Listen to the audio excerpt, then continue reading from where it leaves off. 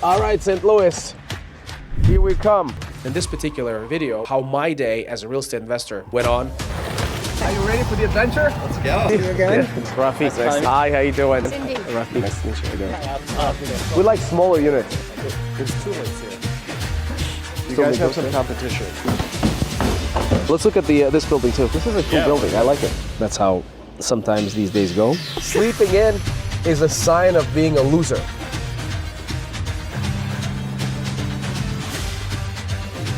Hello. 20 feet. 1, 2, 3, 18, 19, 20.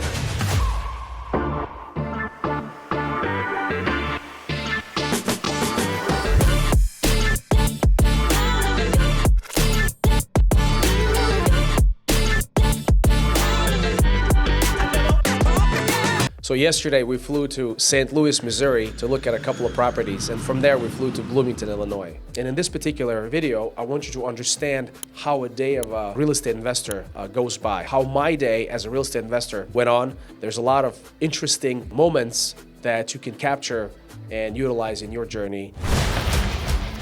Morning. Morning. Are you ready for the adventure? Let's go. Let's go. 6:46. A normal person should be up. Dude, who sleeps until 10 o'clock? He's like, oh, it's a weekend. I'm like, I don't care. It's a weekend or no weekend. You gotta get up at 6 o'clock in the morning. To me, sleeping in is a sign of being a loser. I'm sorry. That's exactly what my dad told me. Exactly. All right, great. I guess we agree.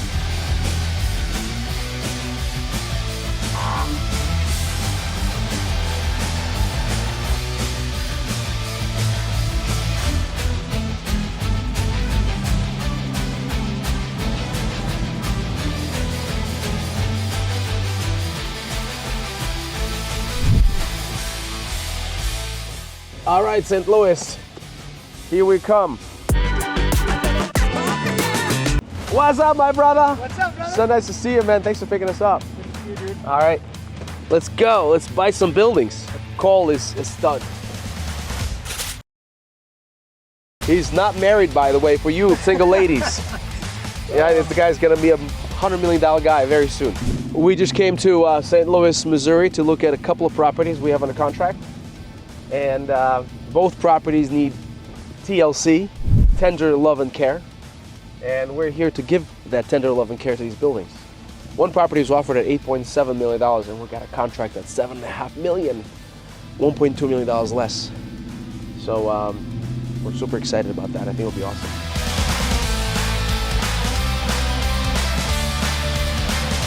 It's not a bad neighborhood. It doesn't seem like a bad neighborhood to me. And it's close to the city, yeah. So this is all the property. This is what we're Buying. under LOI on. Nice to meet you. How you doing? I am Ben. Ben, nice to meet you. That is part of it too? Yes. This is part of it? Yes. What's the size of that building, Ben? 37. 37 and and 5. That's it, 2 buildings. Yeah. First, we showed up at a 40,000 square foot building in St. Louis, Missouri. It's right by downtown.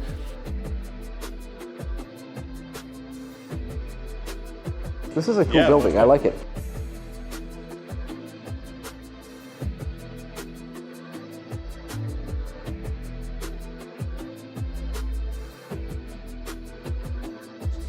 I just want to see what's in the back, because if the alley is wide enough, it might make sense for us to put garage doors there and put those units in the back. This is a shopping center. Oh yeah, retail? Nice. We like the fact that this property has a fenced lot. The fenced lot allows for you to do outside storage. You can actually make money by renting land in the parking lot of your property for people to store their stuff in it. Most of the zoning codes restrict you from monetizing that because you can only do it if the outside storage is allowed. In this particular property that we looked at, the outside storage is allowed. You can probably get $2,000 to $3,000 just from letting your tenants leave their vehicles or their product outside. But each bay will be rented to a separate tenant. We need to figure out the electrical and gas. The issue here is to figure out a way to chop it up. We like smaller units. The other thing we noticed about this particular property is that we can chop this 40,000 square foot property into 4 or 5 5,000 square foot bays. What happens is when you have a big property, your rent will be, finding a tenant for 40,000 square foot is much harder than finding a tenant for 3,000 to 5,000 square foot unit. Also, when you rent 4,000 to 5,000 square foot unit, your rent is probably 20-30% higher. So you can achieve a higher valuation and a higher cash flow, higher NOI if you split the property up into multiple bays. But it's gonna cost money. We figured the rehab cost of the 40,000 square foot property will be anywhere between $600,000 to $800,000. However, the value created as a result will be close to $1.5 million. Do we have a deal now signed, or? No, not yet. no. So we you still guys have some negotiating? competition. In that particular property that we looked at, when we met the seller and talked to the broker was very excited about us, but he also said that there is a competition. There's somebody else bidding for the property. I, in anticipation of that, told the broker, listen, I'd love to work with you if you award us the contract, if you help us get the seller to accept our contract, we will give you the leasing on the property. And if we ever sold the property, it's your listing for sale. We always stabilize these assets. Once they're stable, they're for sale or for lease. So I'm hopeful that the broker got the message and he will steer the seller towards taking our project, taking our contract, but we'll see. Is this an apartment building? Pardon me? It's housing. It's like homeless housing. Homeless housing.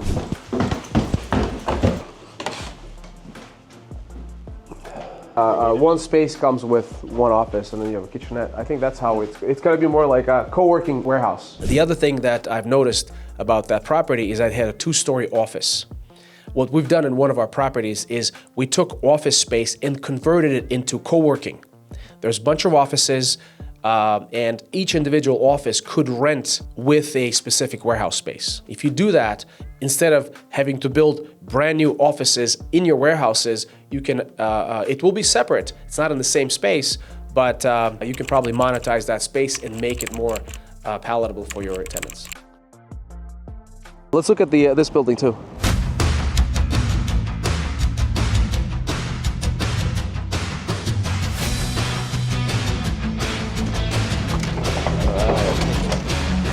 So this property is the floor.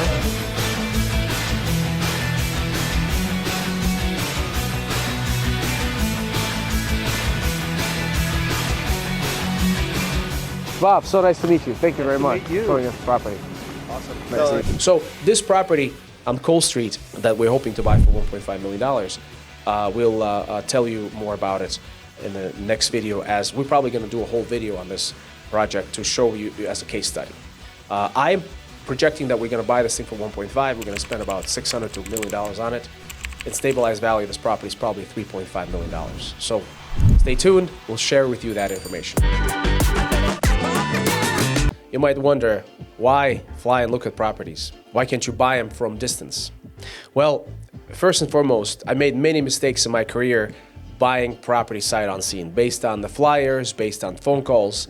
And I never do that. I want to visit the property, walk the property, feel the neighborhood out, feel the property condition, understand what's going on. And so absolutely recommend for everyone who wants to invest in real estate to walk every single property. Secondly, when you go and visit these properties, it's very, very important that you not only meet with the broker, but you also meet with the owners. We've met with 3 owners in this trip.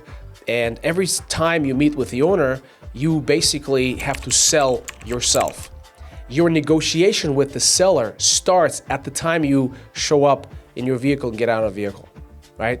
How you approach them, how you greet them, smile on your face. Remember, if a person likes you, if the seller or broker likes you, the probability of the deal happening increases exponentially, because then they interact with you, they love your energy, and they will go out of their way to sell you that property. So it's very important for you to understand that when you show up to the property, the minute the seller and the broker see you, your negotiation starts. We arrived in St. Louis to look at this building. It's a 120,000 square foot industrial property with a brewery, offices and some creative space. We're here to have better understanding what the building's like. We have a contract on it and hoping to unlock the beauty of this building for our investors. The next property that we looked at is occupied by a owner user. The company is called PowerQuad. It's a nonprofit that helps handicapped people with their accommodations and equipment. It's a handicap support business. We met with the broker on the property and we met with the maintenance guy. How you guys doing? We meet again. Took forever. Nice to see you again. Good to see you, Rafik. Nice to see you. Rafik, nice to meet you again. Hi, how you doing? Thanks for showing us.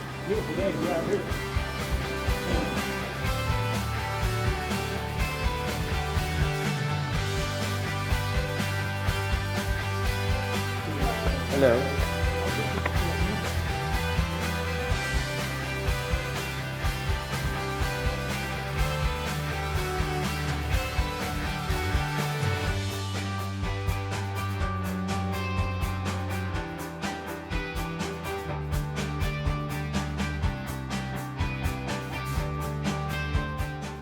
How many square feet is this expansion? 8,500. And how much were they before? They were 6,000. 6,000. So 6,000 square foot brewery is expanding into 8,500 square feet right here in the back. I'm gonna go check it out. So it'll be 1,450.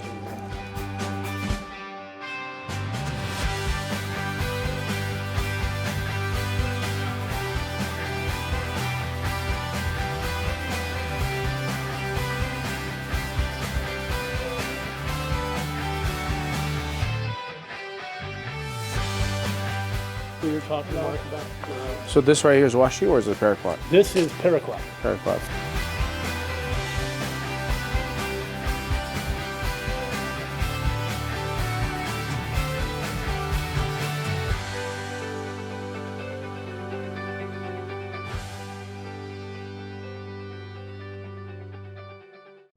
I think handicapped people deserve to be taken care of. I think this business is going to be there for long term. What they're doing is they're selling the building to us and they want to take a 10-year lease in the building. This particular transaction is called a sale-leaseback.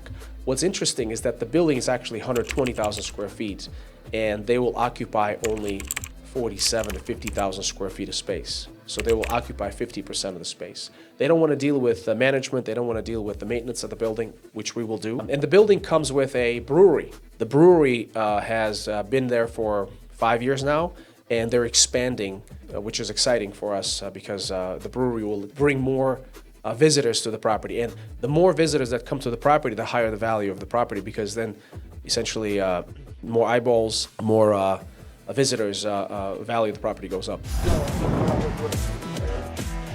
Commercial kitchen. There's 2 hoods here. Awesome. They have full liquor license here. So it's not just a brewery, it's a brew pub with liquor license. This reminds me of our setup at Woodhill Brewing. I'm so excited to talk to Sean, my partner who runs the brewery, to see if he's interested in investing in this building. This specific property is located right on the highway, so you have very nice visibility. And it's located across the highway from a huge park. And we consider this to be a really good investment, and we're going to raise capital from our pool of investors. We're projecting internal rate of return of north of 20% if the economy and these tenants will sustain. The property comes with a 10% vacancy at the moment, with a 10,000 square foot vacancy, which we will probably find a tenant for as soon as we close on the deal. We feel very, very good about the deal. We'll share with you more details on that transaction. After seeing 2 properties in St. Louis, Missouri, we are now going to Bloomington, Illinois to look at 2 other properties. By the end of the day, we're going to look at 4 properties in 2 cities and make a decision on whether we should buy or not buy these assets. So that's how sometimes these days go. We're very excited. I think both properties in St. Louis are going to be really, really good. Some of us don't even have a jet. I want to fly that one, but it's so expensive.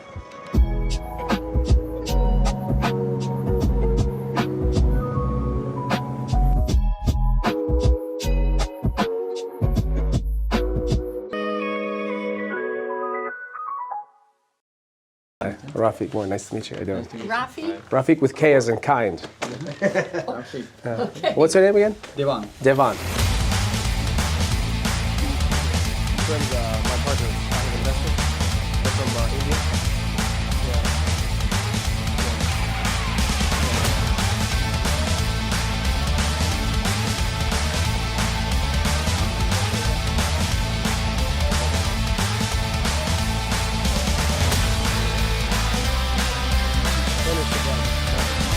Must work a lot. Yeah. This is vacant right now. This is vacant.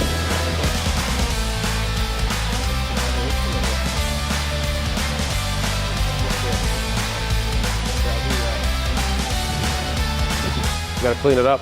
Yes. So we are working on it, all the dumpsters, everything. Yeah. So we are within the 30 days, we have everything clean. We have a lot of machines going out. So we'll be shipped out in containers. First, and when it's stabilized, then I sell it. I make decisions based on cash flow. So I have investors. My investors make 15, 20, 30% of their money. If you're interested, I mean, you have your own business, you're probably not going to invest, but if you wanted to invest in real estate, we buy buildings and we fix them, we lease them. And we did a building in Decatur, Illinois. We bought 200,000 square feet for $4.7 million. And we're gonna sell it for about 11. We sold, out of 3 buildings, we sold 1. We have 2 more left. So our investors are gonna make, I'm one of the investors, we're gonna make about $5 million profit in 2 years. All right, let's talk about Bloomington, Illinois. We flew into Bloomington, Illinois to meet with our friend and a local broker, Cole Babcock. Cole is absolute rock star. He's a good friend. As a broker, I met him 2 years ago when he sold me a 200,000 square foot building. I'm all about building relationships. So Cole and I became good friends. He came to visit multiple times. I obviously have been working with him on having him lease our properties. Then Cole pitched me a deal, a 65,000 square foot property in Decatur, Illinois. We picked up the property. We've been struggling with it a little bit because we couldn't find a tenant, and finally we have a tenant now, which will stabilize that asset. But I've learned about Cole and Cole's character and his boss, Tim. We became real good friends. And Cole now has found multiple properties. He wants to do more deals with us. My friend Cole has this beautiful property at a contract for $1.5 million. I'm gonna try to help him finance it. And Devan right here is gonna invest with us.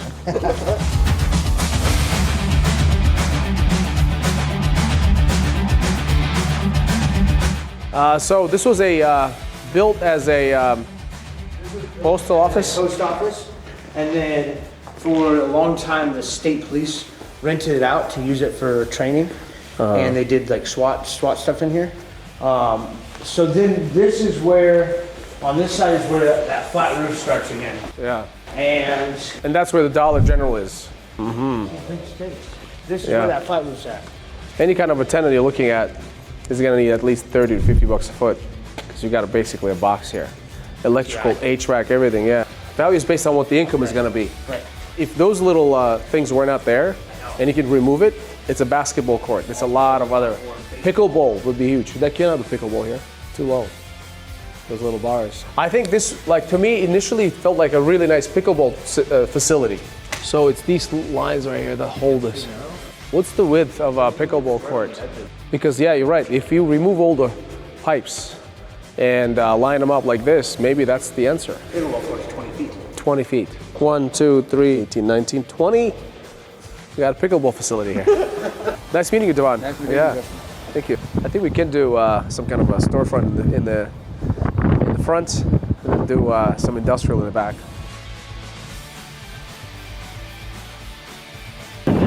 Dude, because you are going to be right here, I think it makes sense for you. That's why. So just start looking for tenants. Cole found a 55,000 square foot former postal office, and he's trying to buy it for 1.5 million. We need to find a tenant or tenants. I think if we put a pickleball franchise in there, I think that building is going to do really well. And so I think that's the answer to that particular building. If we can find a way to put a pickleball business in there. It's very well located right next to a golf course. And the other thing about this particular property is it has a 250 unit development going right behind it. So that's gonna definitely have a positive impact on the building. What you'll realize is that at the end of the day, real estate is a relationship game. If you treat every single broker and owner with respect, consideration, you deal with them honorably, they will want to do more business with you. They will send you more deals, they will lend you money, like the sellers will, and you will be more successful. So I want to make sure that you understand that outside of boxes and bricks and sticks, it's really a relationship game. And your net worth is going to be inside the relationships you build with the people in the community, the people in the industry, brokers, lenders, private lenders, appraisers. And as long as you act with integrity, as long as you act with consideration and make sure that everybody makes money, you will do well as well. And I really hope that you will be able to do similar deals and make millions and millions of dollars and build a life of financial freedom for yourself and your family by improving the communities and improving properties all across the United States. Thank you very much.